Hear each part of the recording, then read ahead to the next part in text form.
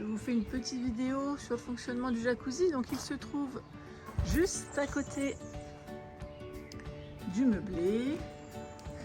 Dans la mesure du possible, essayez de laisser la porte vitrée ouverte, car quand le jacuzzi est en fonctionnement, il fait quand même assez chaud. Donc là, vous avez une petite poignée qu'il suffit de soulever. Hop, et là, vous appuyez sur la baie vitrée et ça permet de l'ouvrir.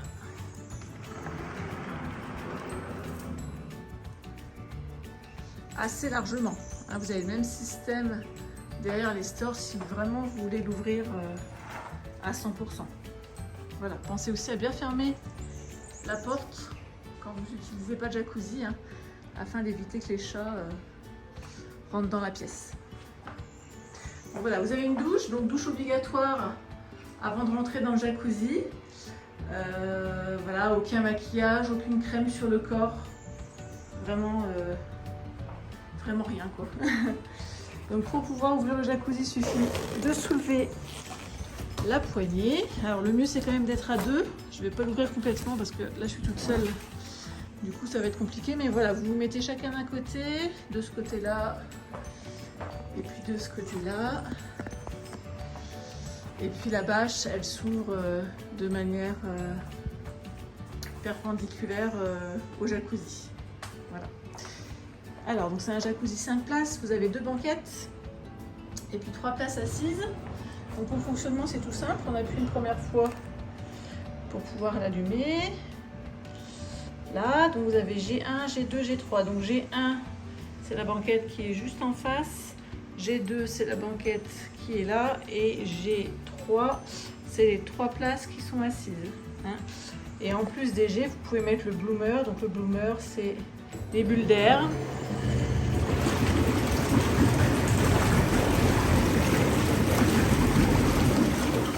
Voilà, donc elle fonctionne partout. Alors le soir, si ça vous dit, vous pouvez aussi mettre les petites lumières. Donc vous voyez, vous appuyez plusieurs fois pour pouvoir... hop. Normalement ça change, voilà.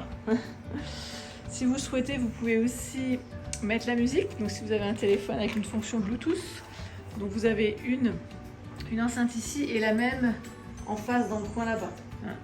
Donc il suffit d'appuyer dessus, voilà, pour l'ouvrir. Et pour rechercher le Bluetooth, vous recherchez, elle s'appelle P20, pardon. P20. Voilà. Donc à côté des 2 banquettes, donc ici, et puis là-bas, vous la trouverez à droite de la banquette quand vous serez allongé. Vous avez un gros bouton qui se tourne et qui permet de faire varier l'intensité des bulles au niveau du dos ou au niveau des jambes. Donc voilà, vous pouvez varier l'intensité.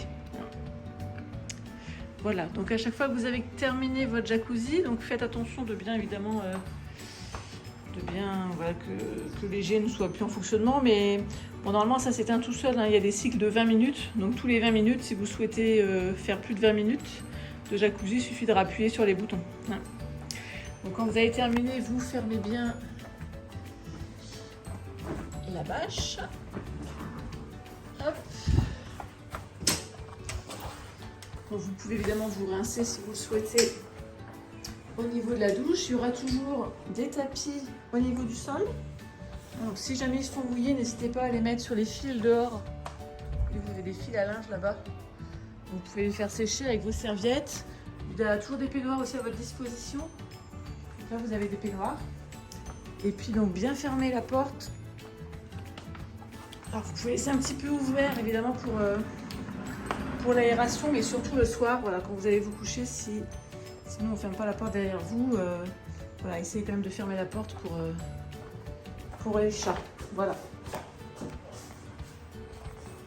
Alors si vous cherchez les petits bains de soleil, ou si vous avez besoin d'utiliser la machine à laver, voilà, c'est dans la pièce du jacuzzi.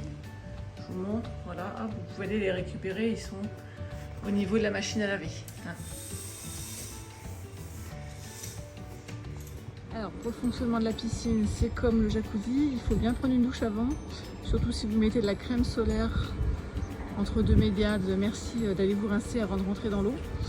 Et puis pour dérouler et enrouler la bâche, c'est pas compliqué, voilà, il suffit d'enrouler la bâche avec la molette. Et puis quand la bâche est totalement roulée autour de la barre, voilà, vous pouvez soulever la barre et puis à deux la mettre vraiment au bord de la piscine pour qu'elle ne vous gêne pas dans votre baignade. Une fois que la bâche est déroulée, vous pouvez refixer l'échelle. Il suffit de la tourner dans le bon sens et puis